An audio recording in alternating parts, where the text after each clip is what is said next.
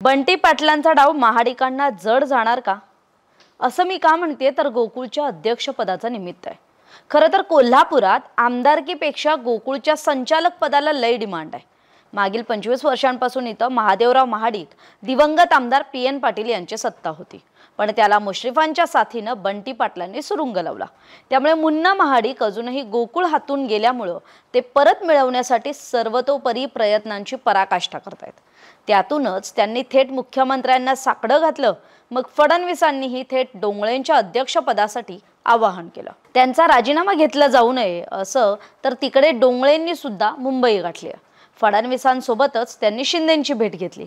आता ते महायुतीच्या गळाला लागलेत, पण खरा गेम इथंच आहे।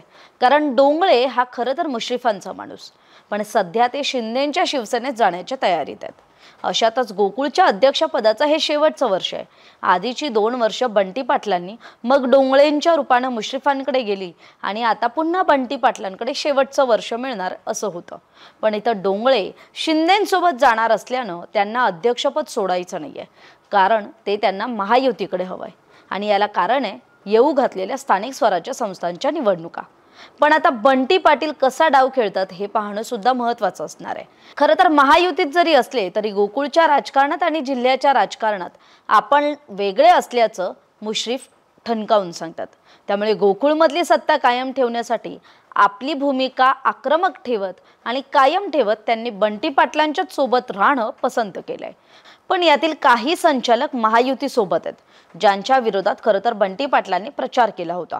अगदी फडणवीस शिंदेंनी अजितदादांना मध्यस्थी घेतलं तरी मुश्रीफांची भूमिका ठाम म्हणजे ठाम। कारण बंटी पाटील मुश्रीफांची जोडी शिंदे फडणवीसांना इथे जेरी सांगते का असं दिसतंय। खरं तर कोल्हापूर जिल्हा दूध उत्पादक संघ अर्थात गोकुळच्या अध्यक्षपदासाठी सध्या घमासान सुरू आहे। त्यात विद्यमान अध्यक्ष अरुण डोंगळेंना हाताशी धरून शिंदे फडणवीसांच्या साथीनं मुन्ना महाडिकांनी डाव रचलाय। पण हा डाव त्यांच्यावरच उलटणार असं दिसतंय। पण जिल्ह्यातील महायुतीच्या आमदारांची भूमिका पाहता काही संचालक हे अविश्वास ठराव दाखल झाला तर महायुतीच्या बाजूने भूमिका घेऊ शकतात, ही शक्यता नाकारता येत नाही। आता डोंगळेंच्या मनसुब्यांना 19 संचालक सुरुंग लावणार।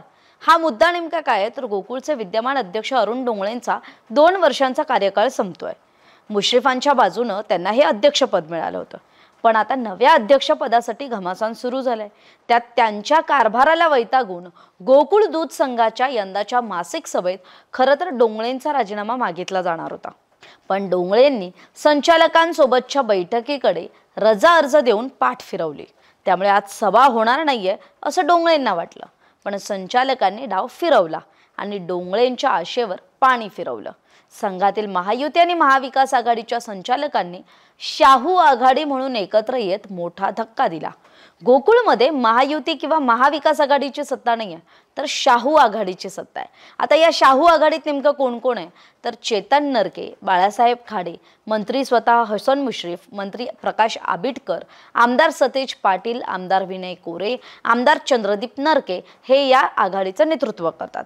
पण रात्रीच चक्र फिरली आणि डोंगळे राजीनामा देणार का हा प्रश्न उपस्थित झालं असं की ताराबाई पार्क इथल्या कार्यालयात संचालकांची बैठक झाली। यावेळी 21 पैकी तब्बल 19 संचालकांनी डोंगळेंच्या एकमुखी कारभारावर विरोध केला। विशेष म्हणजे या 19 संचालकांमध्ये काही संचालक हे महायुतीतले सुद्धा आहेत, पण डोंगळे मात्र राजीनामा देणार नाही या भूमिकेवर ठाम आहेत। तर तिकडे गोकुळच्या 21 पैकी 19 संचालकांनीही राज्यातील राजकारण आणि जिल्ह्याचं राजकारण वेगळं आहे हे आपल्या एकजुटीतून दाखवून दिलं।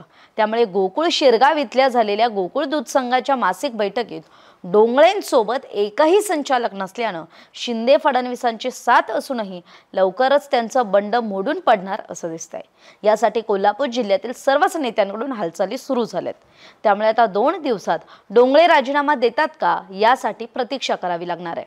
आता डोंगळेंविरुद्ध अविश्वास ठराव आला तर खरं तर मागील 4 वर्षांपासून सुरळीत चाललेला गोकुळचा कारभार वेगळ्या वाटेनं चालवण्यासाठी निघालेल्या डोंगळेंना शाहू आघाडीच्या सर्वच संचालकांनी कडाडून विरोध दर्शवलाय।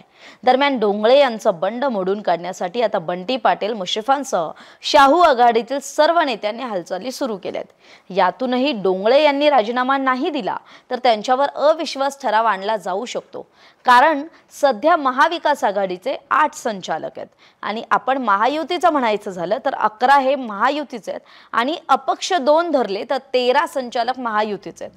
त्यामुळे जर अविश्वास ठराव आणायचा असेल तर 5 संचालकांची गरज असते, त्यांची संमती आवश्यक असते आणि महाविकास आघाडीकडे हे संख्याबळ 8 इतकं आहे। त्यामुळे जर सध्याच्या घडीला 21 पैकी 19 संचालक खरंच डोंगळेंविरुद्ध एकत्र आले असले आणि अविश्वास ठरावावेळी मतदान करताना नेमकी ते काय भूमिका घेतात हे पाहणं सुद्धा महत्त्वाचं असणार आहे।